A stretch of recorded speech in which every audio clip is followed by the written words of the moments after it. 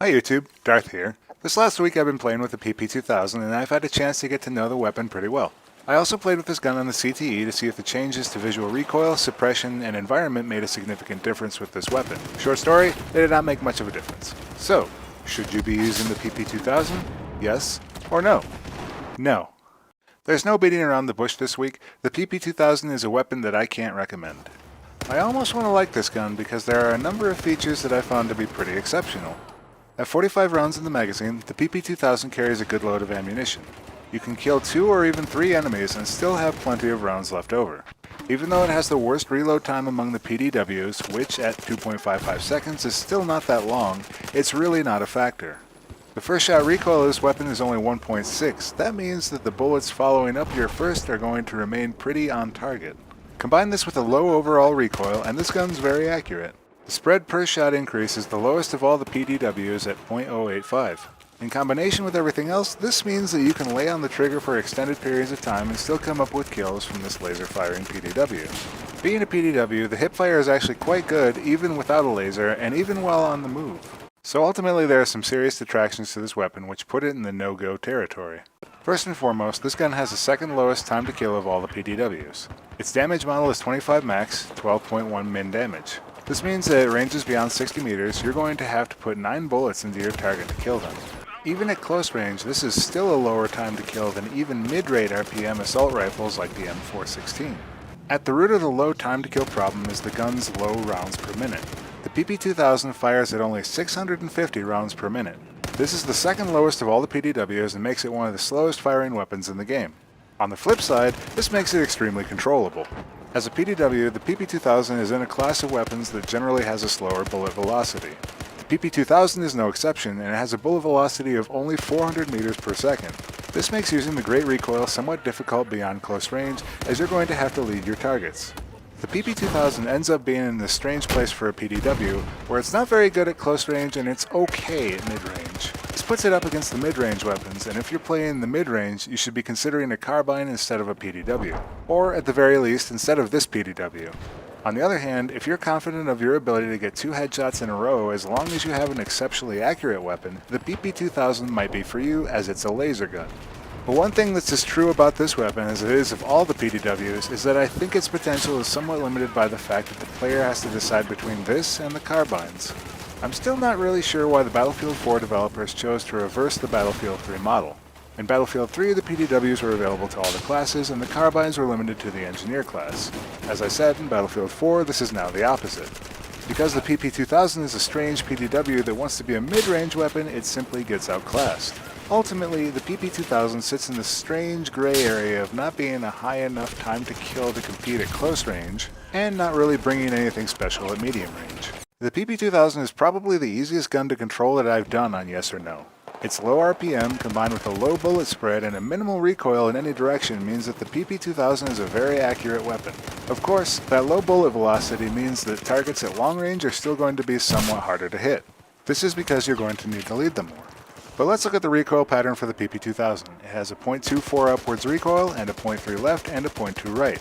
The recoil pattern for this gun is going to look like it goes up and slightly to the left. To counter this recoil, you'll need to pull slightly down and to the right, but again, the recoil isn't very strong, so it's not going to be much of a fight. I found that the PP-2000 is a very binary weapon. It has great accuracy at mid-range, and being a PDW, it has great hip fire even on the run. I'd often have to switch between which mentality I was in depending on the location in the map.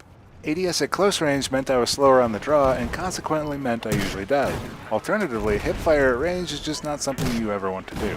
Another thing I found with this weapon is if I reacted at the same time as an enemy, it'd usually come up in their favor as this weapon's time to kill did me no favors. So ultimately I started using this weapon as a nice street cleaner. It's good at cleaning up enemies in that mid-range you find between buildings on Dawnbreaker, Shanghai, and in some portions of Golmud. With 45 rounds in the magazine, it's a good weapon for catching large groups of enemies unprepared for you. So it's not a bad flanking weapon for engineers either. Of course, beating enemies on your way to that flank might be a bit difficult. I think beating enemies in that mid-range sweet spot is ideal for the PP-2000, as you don't want to risk drawing in close range against an enemy using a faster time to kill. Most of the time you're going to just lose that engagement even when hip firing. This was kind of a strange weapon for attachments. I found a great variety in attachments among the top players. I also noted that the top players for the PP-2000 tended to have comparatively lower scores per minute to other weapons I've reviewed. Most players gravitated to the RDS, usually the Coyote or Cobra, a laser, and the barrels were almost split evenly between the heavy barrel, suppressors, compensator, and muzzle brake. And while I think this gun might work with a lot of setups, I believe the muzzle brake in this case, with the low .24 upwards recoil, is simply a wrong-headed pick.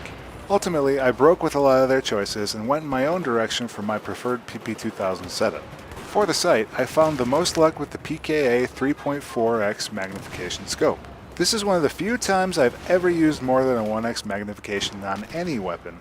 However, for the sweet spot mid-range that this weapon seems to work with, it was a good choice. As I said, it's a binary weapon, so I wanted to play to the strengths. Which is why for the accessory, I went with the laser sight. This made the hipfire just that much better. Also, with the way the visual recoil is on live servers, the laser helps to serve as a reliable center point for the sight when ADS. My personal choice for the barrel attachment was the suppressor. I should point out that the suppressor on this weapon makes getting kills beyond 40 or 50 meters exceptionally unlikely. The bullets will fall out of your gun and slowly saunter over to your enemy at a leisurely 250 meters per second. This is why I also like to switch it up and go with either a flash hider or a compensator. So ultimately I ended up using the scope when enemies were beyond hipfire range, which seemed to work out pretty well. Then whenever possible I would hipfire enemies, as the slow rate of fire wasn't going to be doing me any favors. Beyond that, it's all about how well you feel you can control this weapon with the barrel attachment. This is why I still think it very strange that players run this weapon with the muzzle brake, as it's a very controllable weapon. In summary, the PP-2000 is one of the top 5 most used PDWs, but I don't think it's necessarily a weapon your engineer should be running, particularly when there are so many better carbines to choose from. Some alternatives for you could be the AK-5C if you like mid-range engagements, the SG-553 if you want a weapon that is pretty adaptive to anything in close to mid, or even the CZ-3A1 PDW if you feel you can control its monstrous 1000 RPM bullet hose. The PP-2000 is a very accurate weapon, so I think it's one of those weapons that's going to be much more useful to newer players.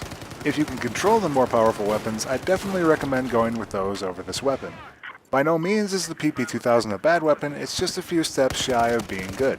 I think that if the bullet velocity were higher, or perhaps the damage model slightly different at close range, for example like the SR2, this would be a good gun.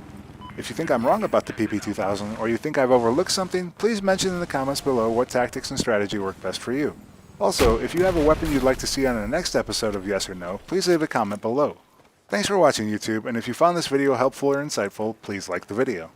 If you'd like to see more Battlefield 4 videos, please subscribe to my channel. And I'll see you next time, YouTube.